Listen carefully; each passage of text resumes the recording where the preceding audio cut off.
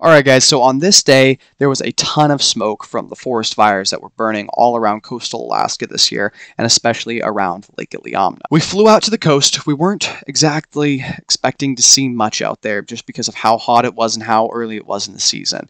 We knew that there would be bears on this one particular beach that we landed on, but what we didn't expect was this beautiful wolf sighting. As we were following a mother with cubs to the high grasses, trying to get a nice picture of her walking away from us, I looked off to my right and I saw these two dipping hills, just very gentle rolling hills with a nice even valley between them, probably about 500 yards off in the distance.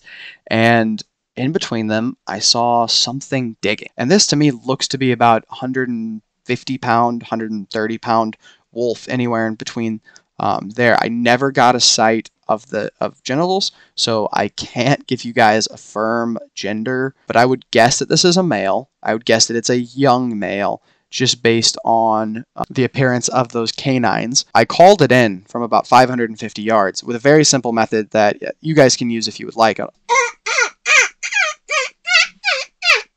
During this encounter, our airplane started circling over our head, and I knew that that meant that our pilot wanted us to get to the beach right away. He would land. There was something that was wrong. Turns out that the tide chart that we had used for this particular day was completely off. And because of that, the tide was coming up much quicker than it should have been at this time. Pilot landed on the beach, didn't even get out of the airplane, didn't even shut the airplane down. While I'm getting everybody's bags packed in there, one of my guests says, "Hey, could I stay?" We got to stay there for the day, and the rest of our group took off and went back to the lodge. If the tide had kept coming up, there was no place to pull our airplane out, and you really don't want to submerge an airplane into seawater. So he got out of there, and we got to go spend the rest of the day exploring this little island. We saw tons of cool stuff there. We saw a wolf at the beginning of the day, and then we got to see these two beautiful subadult bears just hanging out and mowing the grass for us. You know, everyone asks me in my comments, "Oh, how do you keep the grass that well mowed?" I just have a herd of grizzly bears. I like to just lay down like you see I'm doing here and just mow the grass. It's super fun to watch. I love it. But on this day, I was feeling kind of self-conscious, and I was like, I only ever record bears. Am I seriously one-dimensional here? So I thought, hey, these are some beautiful birds that are going through my shot, and why don't I try to capture those? I was completely unsuccessful capturing sparrows in flight. I thought I had it in 120 4K all day long. I was mistaken. I got back home, realized none of the footage of my sparrows was any good, and that was really sad. But alongside that, I did find these really interesting birds in the water. I've got a good idea of what these birds are, but I want you guys to drop a comment down below and just tell me what you guys think these are, because I learn a lot from the comments down below, and I think it'll be great.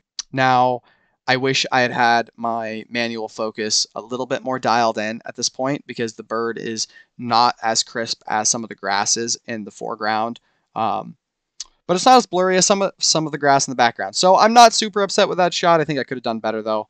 I then stumbled upon a tiny little treasure trove. Now, these ducklings were super cute, and I got over them and was shooting down on top of them, and they looked really nervous. I was like, I don't want to make these guys nervous. Like, whenever you make any type of animal nervous, the increased rate of mortality, especially for young animals, I mean, it's skyrocket. You know, I also don't want to draw attention to them. So what I did is I walked down this little tidal rivulet, got down in the middle of the rivulet, and shot probably from about 30 yards away, and they looked much more calm. So I kind of positioned there, determined to get something good, and I noticed this really unique behavior. They seemed to be looking at me and then closing their eyes for a long period of time and then opening them again.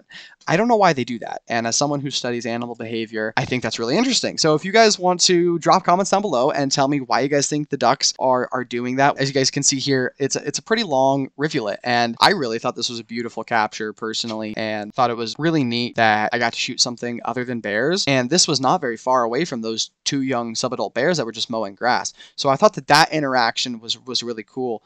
that they could be here and be so well hidden. Also, if you guys want to tell me what these are, that'd be awesome. I have my own theories, but I'm going to keep those to myself and let you guys tell me down in the comments what you guys think these are. The last thing I want to leave you guys with is this shot right. Obviously, there's a camp in the background of the shot. Now, I personally have mixed feelings about camping out in bear country. The reason being is I've done a lot of camping out in bear country, and I know from personal experience how dangerous it can be. But I also know that if you're a professional and you take professional measures and you act accordingly, that you can mitigate a lot of that risk. For instance, not having the scent of food near your tent. It's a huge thing, right? It's not, you can have food near your tent, but it needs to be in a scent-proof container. Now, obviously, if a bear smells it, they can get right through that scent-proof container. That's why it's very, very important, in my opinion, to manage your scent. And I actually learned scent management from a hunter. So if that tells you guys anything, now here is the start of a viral video that I posted a while back that got well over 1.2 million views in the short format version. So I want to talk a little bit about that, but I am going to save that for next time, and wish you guys well. Stay safe out there, and don't go poking the critters.